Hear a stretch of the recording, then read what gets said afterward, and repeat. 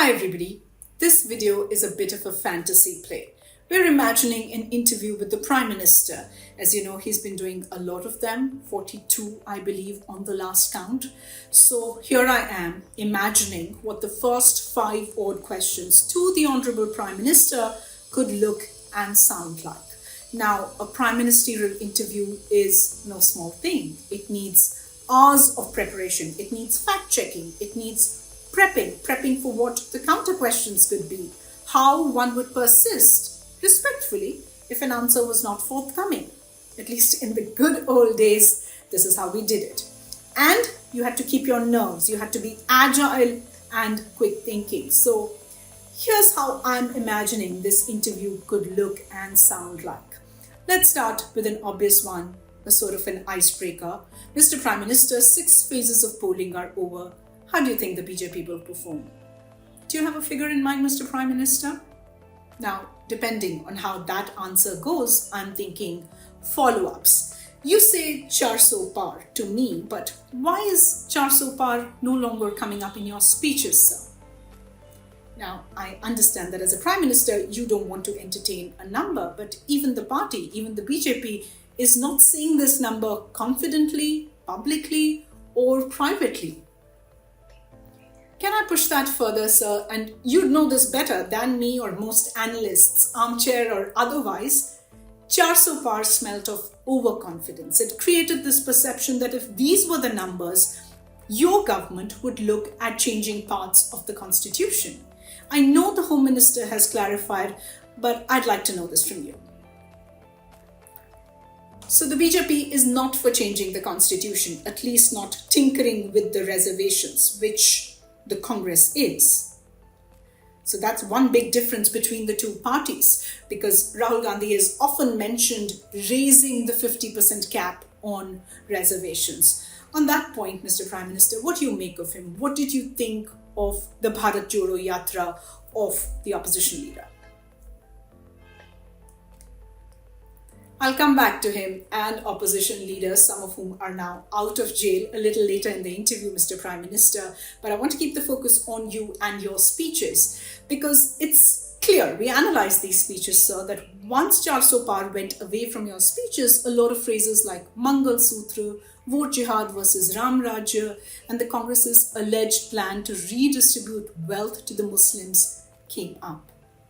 Does that sit or sound well coming from a Prime Minister?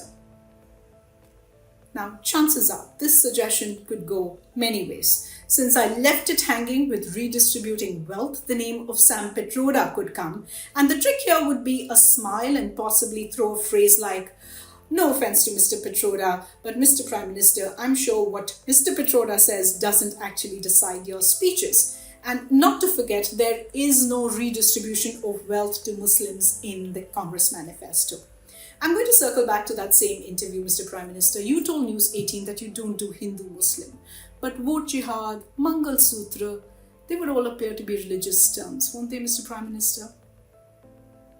I actually also heard your clarification to the journalist about what you meant when you said people with more children at the rally in Rajasthan. You said you didn't mean Muslims, you actually meant poor people. Now, that is such a welcome statement, Mr. Prime Minister, because the facts are so clear on growth of population among Muslims. It is declining according to our census. So thank you for breaking that cliche.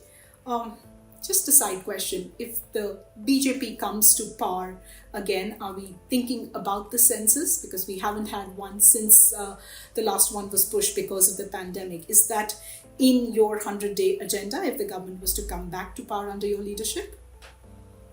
Okay, Mr. Prime Minister, I'm going to bring back my original thread. Have you seen the animated videos from the BJP, one that was pulled down by the Election Commission? My question is, you don't do Hindu-Muslim as you say, why does the BJP do so much of it then? I'm wondering if anything was said to the party's relevant department. These videos have one theme, at least to my understanding. They target the Congress, and that's absolutely fine. But they target the Congress for appeasing Muslims at the expense of Hindus, mainly SC, STs and OBCs. Am I correct in understanding that this is the argument of the BJP, sir? Again, This question could go many ways. Manmohan Singh's name could come up, or perhaps a question on why do these issues keep coming up even though his government has been 2 times in power. One thing I'm sure we need the Prime Minister to weigh in on is Prajwal Revanna and H.D. Ravanna. What is your government doing to get Mr. Revanna back to this country and face the full consequence of our law? It's been 25 days plus, sir, since the horrific allegations came out and he left the country. Have you or the highest leadership of the BJP spoken to the highest leadership of the JDS about this? And is the alliance all good, sir? I know this hasn't got anything to do with the BJP, but if one's ally faces allegations of this nature, surely some amount of taint comes on to the BJP. Have you spoken to the former Prime Minister H.D. Devagowda, sir, for instance, and asked him to weigh on Prajwal Revanna, his grandson, to come back and face the law? What about the Chief Minister? Has he given you an update? I know it's a state subject, but the central government can certainly help in bringing Revanna back. After all, he's on a diplomatic passport. I ask this, sir, because there is so much of Sandesh Khaldi and Neha Hiramat and Nari Shakti in your speeches, but one doesn't hear too much about this. There isn't even a consistent sense of dismay about it. I'm going to pause here, sir. This, ladies and gentlemen, is already a 15 to 20 odd minute interview, and I have many more questions for the Prime Minister if he will take them. In fact, we haven't even got to what some would say are the real ones on electoral bonds, on Manipur, on the line of actual control in China, on the Election Commission, on how he really views the opposition. And perhaps we could do a video part number 2 with the next 5 odd questions. That is, if you say yes, and then maybe one for Rahul Gandhi as well. I'm just wondering, has any one of those 42 plus interviewees asked him for an interview? I haven't seen those, at least for now.